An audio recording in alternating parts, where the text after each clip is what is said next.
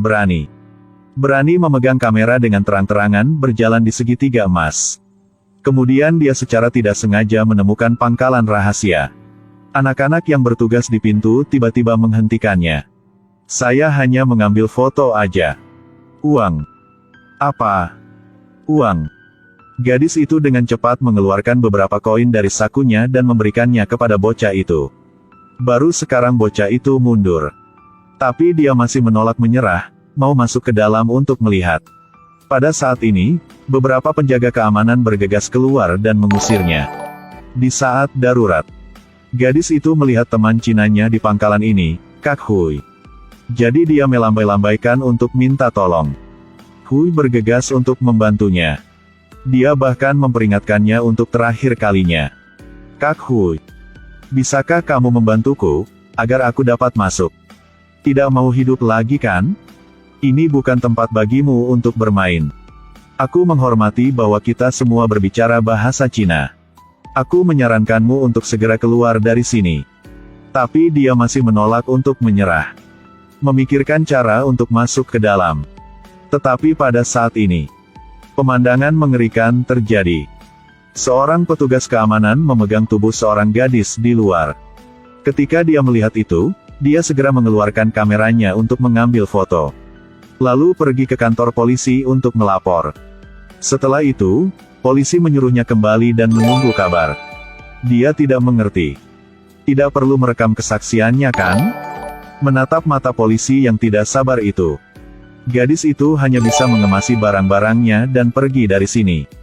Tapi ketika dia baru saja keluar dari kantor polisi, polisi segera memberitahu bos segitiga emas, Kak Bao. Ketika dia mendengar tentang ini, dia sangat marah. Dia bergegas keluar dan menembak mati penjaga keamanan. Kemudian memerintahkan bawahannya untuk menculik reporter wanita itu. Dia masih tidak tahu bahaya sudah dekat. Dia dengan santai berjalan-jalan dan mengambil foto. Tiba-tiba, beberapa pria asing muncul di belakangnya. Mereka dengan cepat menutupi kepalanya. Kemudian membawanya kembali ke pangkalan. Militer di sebelahnya adalah bawahan Kak Bao. Jadi dia sama sekali tidak berniat menghentikannya. Ini membuat si rambut merah terlihat lebih bosi. Dia membawa reporter wanita ke ruangan tertutup. Duduk di kursi kayu. Baru saja tiba, menyuntiknya dengan cairan yang tidak diketahui asalnya. Di saat yang begitu sempurna. Jika tidak menikmatinya, itu benar-benar sia-sia. Tidak tahu berapa lama, kecanduan gadis ini mulai kambuh. Ini membuatnya tidak bisa mengendalikan dirinya sendiri. Setelah beberapa saat, reporter wanita itu dibawa ke brodil. Dia bahkan belum sempat melihat dengan jelas di mana ini. Tiba-tiba menyadari sepasang mata menatapnya. Kemudian orang itu memberinya sepotong roti. Reporter wanita ini sangat lapar. Jadi dia mengambil roti ini dan memakannya. Dia melihat melalui celah. Dia menyadari bahwa kamar sebelah juga memiliki seorang gadis. Secara naluriah dia panggil untuk meminta bantuan. Tetapi dia tidak bisa melindungi dirinya sendiri. Jadi bagaimana dia bisa membantu orang lain? Jangan takut. Tidak akan lebih buruk di masa depan. Kan? Tidak lama setelah itu, seorang tamu memasuki ruangan. Seorang pria terhuyung-huyung ke arahnya. Lalu dia menggigitnya.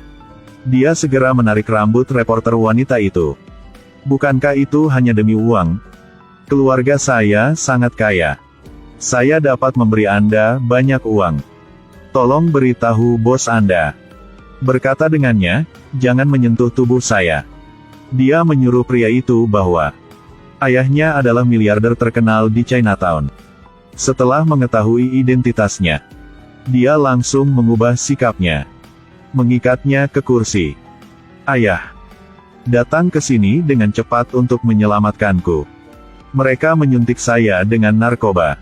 Mereka memaksaku menjadi pelacur. Melihat putrinya disiksa sejauh ini, Taipan yang sangat marah.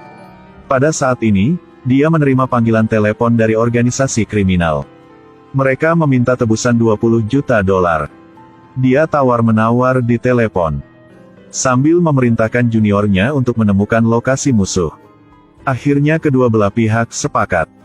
Juga mereka akan melakukan pertukaran pada 5 hari kemudian. Jika seseorang berani menyentuh tubuh putri kesayangannya. Taipan ini bersumpah bahwa tidak hanya menyelamatkan putrinya, tetapi juga memaksa mereka untuk menanggung kesalahan dengan darah mereka sendiri.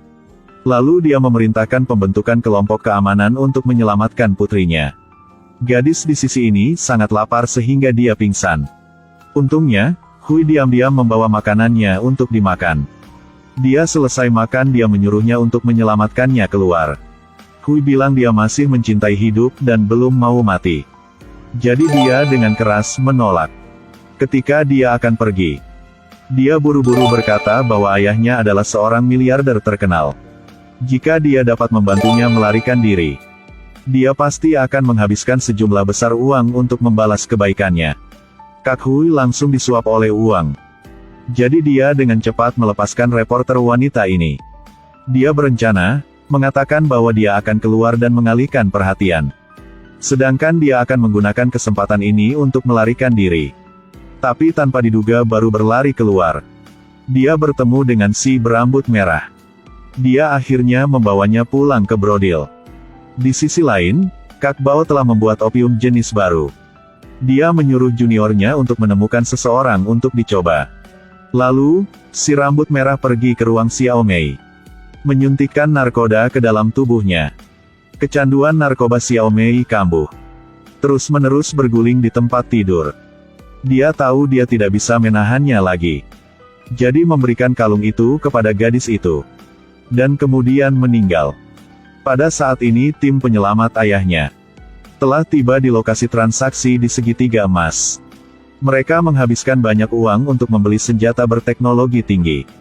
Lalu ambil kesempatan pada malam hari yang gelap, gunakan drone. Mengamati keadaan para penjahat. Di dalamnya terlalu ketat. Mereka sama sekali tidak memiliki kesempatan untuk masuk. Jadi mereka menerapkan rencana B. Yaitu secara terang-terangan membawa rekan reporter wanita masuk. Dan kemudian bekerja sama dari kedua belah pihak untuk menyelamatkan putri sang Taipan. Mereka dengan cepat menemukan sebuah bar. Pemilik bar itu adalah seorang yang berhubungan dekat dengan Kak Bao. Dia berspesialisasi dalam berakting dengan gadis-gadis cantik. Melihat seorang gadis duduk sendirian, pemilik dengan antusias mengundangnya untuk minum. Tidak lama setelah itu membuatnya mabuk. Kemudian dia dibawa ke sebuah ruangan di Brodil. Penjaga ini hendak menyuntiknya dengan sesuatu. Tetapi tidak menunggunya untuk mengambil tindakan. Dia langsung muntah. Melihat ini, dia mengutuknya lalu berbalik pergi. Dia tidak tahu bahwa itu semua dalam rencananya. Melihat penjaga keamanan pergi jauh, dia dengan cepat bangkit dan mengambil earphone yang telah disiapkan. Diam-diam berdiri di belakangnya. Lalu dengan lembut mematahkan lehernya. Lalu mulai mencari tempat di mana putri tuannya. Rekan satu timnya terus memberitahu dia tentang situasi di sekitarnya berkat drone. Ketika dia selesai berurusan dengan penjaga di pintu, dia akhirnya menemukan wanita itu. Dengan bantuan rekan-rekannya, dua orang dengan cepat melarikan diri dari tempat ini. Tapi tak disangka, begitu mereka sampai di perbatasan, mereka menemukan polisi menunggu mereka di sana. Ternyata tak lama setelah mereka pergi, penjaga keamanan datang ke sini dan mendeteksinya tepat waktu. Kak Bao segera memanggil kepala polisi, menyuruh dia mengirim seseorang untuk mencegah mereka di perbatasan. Tapi, orang-orang ini awalnya bukan lawan mereka. Mereka memutuskan untuk menyelesaikan ini dengan kekerasan. Ngebut cepat. Mobil polisi agresif mengejar di belakang. Melihat itu, kepala menyarankan cara untuk mengalihkan perhatian lawan. Namun belum menunggu mereka beristirahat selama 1 detik. Sebuah mobil lain bergegas ke arah mereka. Kedua belah pihak melepaskan tembakan untuk menyerang satu sama lain. Untuk dapat melarikan diri dengan cepat, Xiao Pang membuang 2 granat dan mengirim musuh ke zona mati. Jadi sudah sukses kan? No. Mereka melanjutkan perjalanan ke perahu dan melarikan diri. Dan menanam bom yang dikendalikan dari jarak jauh di bawah perahu yang tersisa. Lalu segera pergi. Setelah musuh mendekat, Xiao Pang segera menekan tombol meledak, mengirim mereka semua ke zona mati. Untung akhirnya aman. Kemudian mereka menggunakan alasan ingin pergi ke kuil untuk membakar dupa. Untuk menghindari kesengsaraan besar.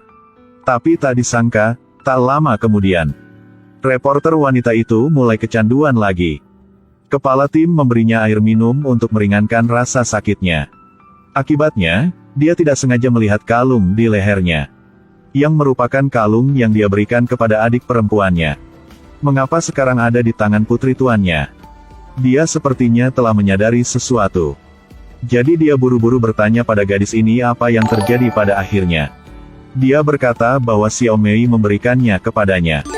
Setelah mengetahui saudara perempuannya disakiti, dia langsung tetap di sini untuk membalas dendam. Dia harus membiarkan mereka menebus dosa ini dengan nyawa mereka. Dia pergi ke toko senjata lokal. Menghabiskan banyak uang untuk membeli senjata dan amunisi. Setelah Kak Jie kembali untuk membalas dendam, rekan satu tim yang menghalangi jalannya. Mereka memutuskan untuk berdiri bahu-membahu dengan Kak Jie. Bersama-sama mereka menghancurkan para penjahat yang mengerikan di sini. Mereka mempersenjatai diri dan memasuki pangkalan rahasia. Kedua belah pihak dengan cepat bertempur dengan sengit. Xiao Pang bertanggung jawab menanam bom. Tapi mungkin masih sulit untuk menghindari kematian. Dan Kapten Sungai langsung menuju ke dalam sarang Kak Bao. Jika mereka bertemu seseorang, bunuh orang itu segera. Tidak ada yang bisa menghentikan balas dendamnya. Tapi ketika dia ke sana, Kak Bao telah tak terlihat di sini lagi. Hanya si rambut merah yang tersisa. Dialah yang membunuh adik Kak Jie. Dia harus secara pribadi memberinya rasa sakit. Jadi Kak Jie menurunkan senjatanya dan memutuskan untuk bertarung dengan tangan kosong. Mereka berdua bertarung 7.749 menit. Pada akhirnya, Kak Jie mencekik musuh. Akhirnya, kepala tim berhasil membalaskan dendamnya. Tunggu sampai mereka aman dan keluar dari sana. Xiao Peng menekan tombol. Pangkalan rahasia mereka diledakkan. Pada saat ini, Kak Bao diam-diam senang karena dia berhasil lolos. Kamu ingin membunuhku kan? Itu mimpi aja. Tunggu sampai aku kembali, aku akan membunuh kalian semua. Ternyata kepala polisi bekerja sama dengan tim penyelamat. Dan menemukan Kak Bao. Pada akhirnya, kepala polisi menyerahkannya kepada Kak Jie. Kepala tim tanpa ragu-ragu. Tembak dan bunuh si iblis ini.